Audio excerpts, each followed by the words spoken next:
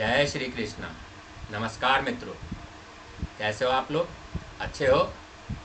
उम्मीद करता हूँ और ईश्वर से प्रार्थना करता हूँ कि आप लोग अच्छे रहो, स्वस्थ रहो, खुश रहो।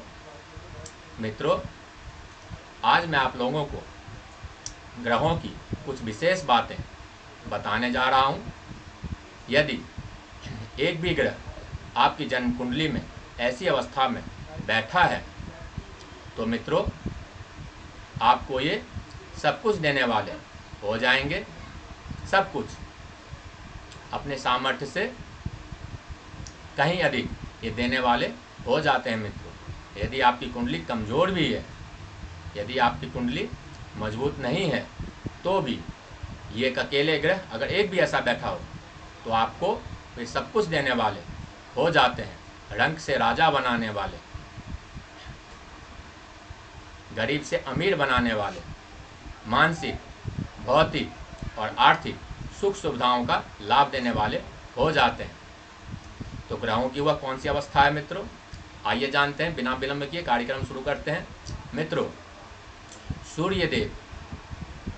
सूर्यदेव यदि आपके जन्म कुंडली में इस भाव में लाभ स्थान में बैठ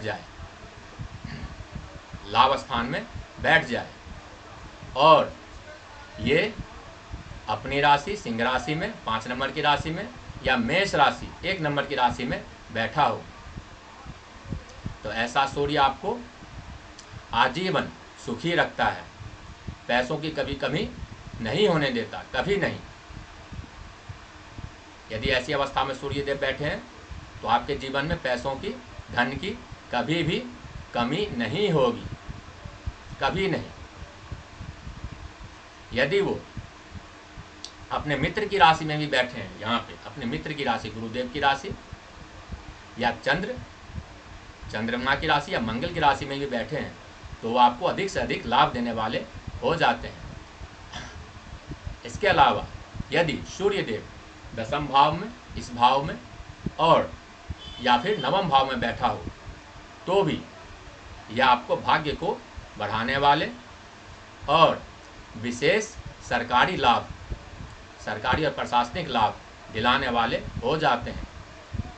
ऐसी अवस्था में आप किसी भी प्रतियोगिता में, बड़ी प्रतियोगिताओं में जल्दी सफल होते हो, किस्मत आपकी साथ देती है। इसके बाद बात करते हैं चंद्रदेव की। मित्रों, चंद्रदेव यदि आपकी जन्म कुंडली के लग्न भाव या धन भाव, इस भाव से या फिर इस भाव से संबंध बना ले बैठ जाए, विशेषकर अपनी राशि में, इनकी एक ही राशि होती है कर्क राशि, 4 नंबर की राशि, उस राशि में बैठे या फिर 2 नंबर की राशि वृष राशि में बैठे, तो वहाँ पर वह विशेष कारकत्व प्राप्त कर लेते हैं और आपको सब कुछ देने वाले हो जाते हैं। सभी तरह की सुख सुविधाएं, मानसिक, आर्थिक और भौतिक सुख सुविधाएं, सब कुछ देने वाले हो जाते हैं मित्रों। यदि अपने मित्र की राशि में भी बैठे, इनके मित्र कौन है? सभी इनके मित्र हैं। ये अपना शत्रु किसी को नहीं मानते, फिर भी विशेषकर यदि मंगल देव की राशि, सूर्यदेव की राशि, देवगुरु बृहस्पति की राशि में बैठे तो यह उत्तम होता है। विशेषकर 2 नंबर की राशि जो कि शुक्रदेव की राशि है, वृष राशि, उसमें बैठे तो फिर क्या कहना, चंद्रदेव एकदम बली अवस्था में आ जाते हैं और ये आपको सब कुछ देने वाले, सभी कुछ देने वाले हो जाते हैं मित्रों। इसके बाद बात करें मंगल देव की। मित्रों, मंगल देव यदि आपके जन्म कुंडली में 10वें भाव में बैठ जाए और मकर राशि में बैठ जाए, मकर राशि 10 नंबर की राशि, यदि इस राशि में ये बैठे तो जातक को यह विशेष फल देने वाले, विशेष लाभ देने वाले हो जाते हैं मित्रों। जातक को पराक्रमी, साहसी, मेहनती, सुखी, ज्ञानवान, भाग्यवान सब कुछ बना देते हैं मित्रों। अच्छी छवि वाला, मान सम्मान पाने वाला, सब कुछ बना देते हैं। जातक को, ऐसे में जातक को पैतृक संपत्ति का भी लाभ होता है, पैतृक संपत्ति भी ऐसे जातकों को मिलता है। जातक मेहनती, साहसी और पराक्रमी, बलशाली, शारीरिक बल से भी परिपूर्ण होता है। विशेषकर यदि मकर राशि में बैठे, अगर मकर राशि में नहीं तो अपनी राशि इनकी कौन सी है? मेष राशि, वृश्चिक राशि 1 नंबर या 8 नंबर की राशि में बैठे, या अपने मित्र की राशि देवगुरु बृहस्पति की राशि में, चंद्रदेव की राशि में, सूर्य देव की राशि में बैठे, तो भी यह अच्छे फल देने वाले हो जाते हैं मित्रों। इसके बाद बात करें बुध देव की। मित्रों, बुध देव यदि जन्म कुंडली के लग्न भाव में बैठ जाए, लग्न भाव में या चतुर्थ भाव में या दशम भाव में बैठ जाए, तो यहाँ पर यह कारक हो जाते हैं और जातक को अच्छी छवि वाला, बुद्धिमान, समझदार, ज्ञानवान, संतानवान, आकस्मिक धन दिलाने वाले, अच्छा कर्म करने वाले, अच्छा लाभ कमाने वाले बना देते हैं। इसके बाद मित्रों, यदि बुध देव जन्म कुंडली के 11वें स्थान में बैठ जाए, तो यहाँ पर यह विशेष कारकत्व प्राप्त कर लेते हैं। और यदि आपकी जन्म कुंडली में बुध देव यहाँ पर बैठे हैं और अपने मित्र की राशि, शुक्रदेव की राशि, शनि देव की राशि, सूर्य की राशि में भी ठीक ठाक होते हैं, सूर्य की राशि में भी है, विशेषकर अपनी राशि में बैठे 3 या 6 नंबर की राशि में, तो मित्रों ये जातक को व्यापार से या अपने पैसे से विशेष लाभ देने वाले हो जाते हैं और जातक के पास कभी भी धन की कमी नहीं होती। जातक को अपने व्यापार में, अपने पैसे में अधिक से अधिक लाभ देते हैं ये। इसके बाद बात करें देवगुरु बृहस्पति की। मित्रों, देवगुरु बृहस्पति यदि लग्न में बैठ जाए, लग्न में या फिर पंचम भाव में या नवम भाव में, विशेषकर पंचम भाव में या नवम भाव में बैठ जाए, अपनी राशि में 9 नंबर की राशि या 12 नंबर की राशि, धनु राशि या मीन राशि, या फिर अपने मित्र की राशि 4 नंबर की राशि, 5 नंबर की राशि, सूर्यदेव और चंद्रदेव की राशि या मंगल देव की राशि में, 1 या 8 नंबर की राशि में, मेष या वृश्चिक इन राशियों में बैठ जाए, तो यहाँ पर यह विशेष कारकत्व प्राप्त कर लेते हैं। ऐसे में जातक भाग्यवान, ज्ञानवान और अच्छी छवि वाला, समाज में मान सम्मान पाने वाला, अच्छा लाभ कमाने वाला हो जाता है मित्रों।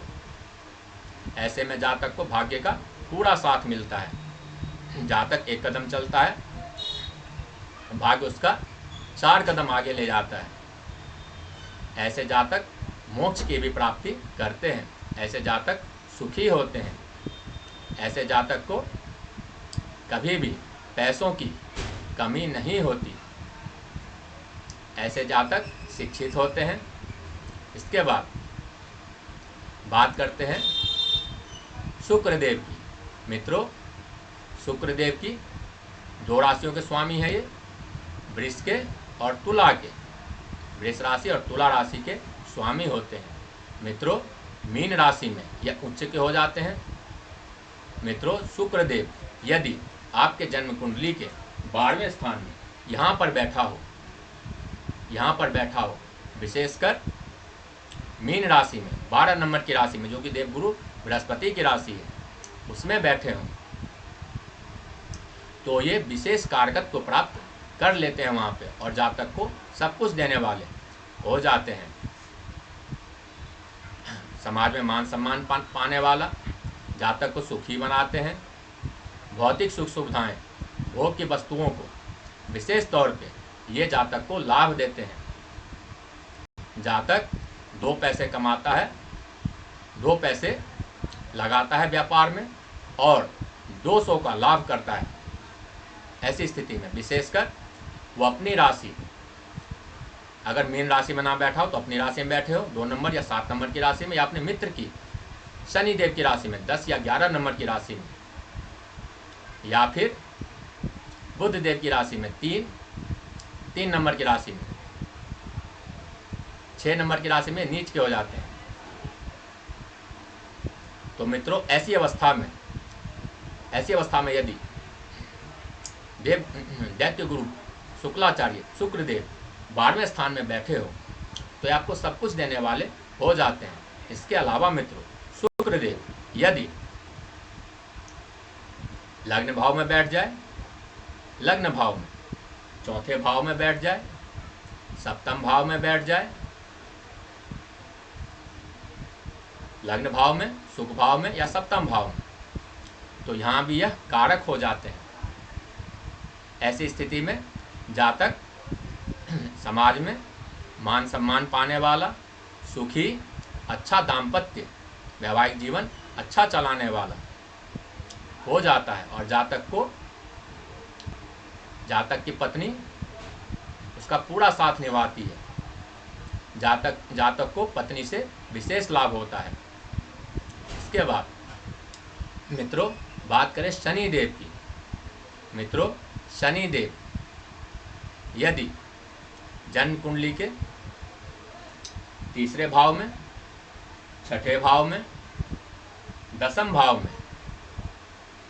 दसम भाव में बैठ जाए तो यहाँ पे ये कारक हो जाते हैं, जातक को पराक्रमी, साहसी और मेहनती बनाते हैं, और जातक को सब कुछ देने वाले हो जाते हैं।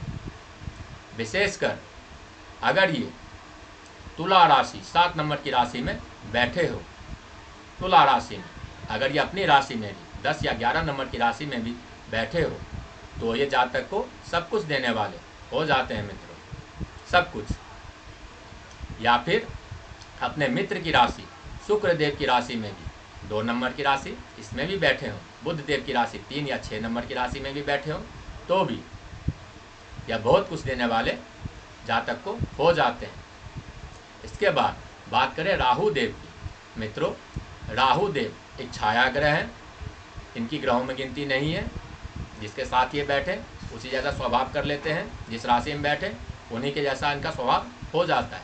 मित्रों राहु देव यदि जन्म कुंडली के तीसरे भाव में या छठे भाव से संबंध बना ले तो जातक को पराक्रमी, बलशाली, मेहनती अधिक से अधिक बनाते हैं, शारीरिक मजबूती अधिक से अधिक देते हैं जातक, और आकस्मिक धन लाभ कराने वाले भी हो जाते हैं मित्रों, आकस्मिक धन लाभ।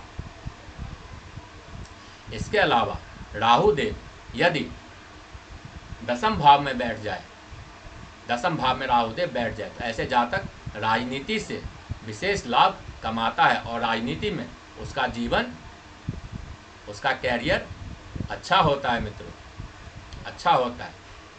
इसके अलावा मित्रों यदि राहु देव जन्म कुंडली के 11वें स्थान में इस भाव में बैठ जाए, इस भाव में बैठा हो तो जातक को ये विशेष लाभ देने वाला हो जाता है मित्रों, फिर जातक को ये विशेष लाभ देने वाले हो जाते हैं। विशेषकर अगर ये 2 या 3 नंबर की राशि वृष राशि या मिथुन राशि में बैठे हो तो ये अति विशिष्ट हो जाते हैं और जातक को अधिक से अधिक लाभ देने वाले हो जाते हैं मित्रों। इसके बाद बात करें केतु देव की। मित्रों केतु देव यदि जन्म कुंडली के इस भाव में बैठे हो और 9 नंबर की राशि में बैठे हो, 9 नंबर की राशि में, तो ये जातक को